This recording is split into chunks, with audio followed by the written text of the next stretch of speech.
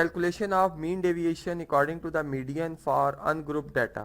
आज हम इस पे बात करेंगे और समझते हैं कि मीन डेविएशन जो है वो मीडियन की मदद से हम किस तरह से फाइंड आउट कर सकते हैं, जबकि हमारे पास एक डाटा जो अपनी अनग्रुप फॉर्म में है। ठीक है, यानी मीन डेविएशन डेविएशन क्या होती है? एवरेज से ऑब्जर्वेशन के फ़र्क का नाम डेविएशन है। और एवरेज आप जानते हैं कि हम 3 तरीक़ों से फाइंड आउट करते हैं, मीन, मीडियन, मॉड। ठीक है, तो इसमें मैं मीडियन की बेस के ऊपर जो मीन डेविएशन फाइंड करना हम यानी हम देख रहे हैं कि कैसे फाइंड आउट किया जाता है।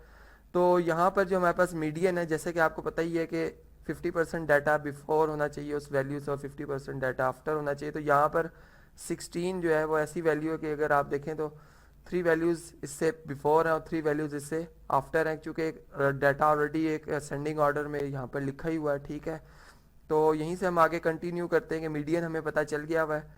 यहाँ पर मैं चले साइड में लिख भी देता हूँ ताकि रेफरेंस के तौर पर यहाँ पर याद रहे कि मीडियन जो हमारे पास है वो क्या है जी, 16 है।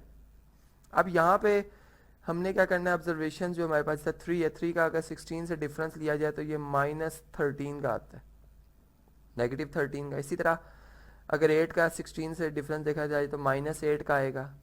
11 का अगर 16 से डिफरेंस देखते हैं तो -5 का आ रहा है। इसी तरह 16 का 16 से 0 का। नेक्स्ट वैल्यू जी इनका 9 से आ जाएगा, 9 का यानी डिफरेंस आ रहा है। इसका जो है 28 का अगर 16 से देखें तो 12 का आ रहा है। और लास्ट में हमारे पास जो वो 19 का डिफरेंस आ रहा है।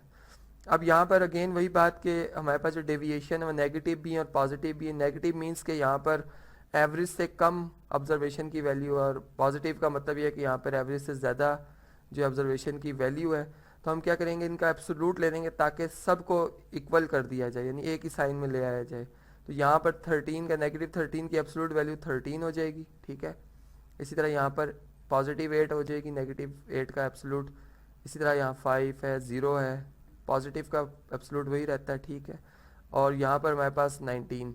तो यहाँ अगर हम टोटल इनकी वैल्यूज़ का ऐड करें, इन तमाम डेविएशन को ऐड करें, इनका सम करें, तो हमारे पास जो जवाब आता है वो जी आ जाता है 66। ठीक है, आप सम करके देख सकते हैं इन तमाम वैल्यूज़ को। तो अब हम चूँकि हम टोटल डेविएशन फाइंड आउट कर चुके हैं, जो हमारे पास टोटल डेविएशन है, यहाँ मैं टोटल .d लिख रहा हूँ, डेविएशन d फॉर, तो ये हमारे पास 66 है। जबकि इसमें नंबर ऑफ ऑब्जर्वेशन जो है वो हमारे पास 7 है। तो मीन डेविएशन, जैसे कि मैंने आपको पहले भी बताया था कि एक एवरेज वैल्यू होती है डेविएशन की। तो हम मीन डेविएशन का फार्मूला किस तरह से बना सकते हैं, बिल्कुल आसान सा है कि एवरेज निकालने के लिए हम टोटल डेविएशन जो कि हमने सम करके फाइंड की है, मॉड ऑफ डी एक्स या एब्सोल्यूट ऑफ डी एक्स इसको हम कहेंगे। ठीक है, डिवाइडेड बाय एन, ये इसका फार्मूला इस तरह से जनरेट हो जाता है। और अब हम इनकी वैल्यू जब इसमें सब्सिट्यूट करेंगे, जैसे कि हमारे पास 66 है और टोटल ऑब्जर्वेशन 7 है, तो ये हमारे पास ये आ जाता है मीन डेविएशन 9.43।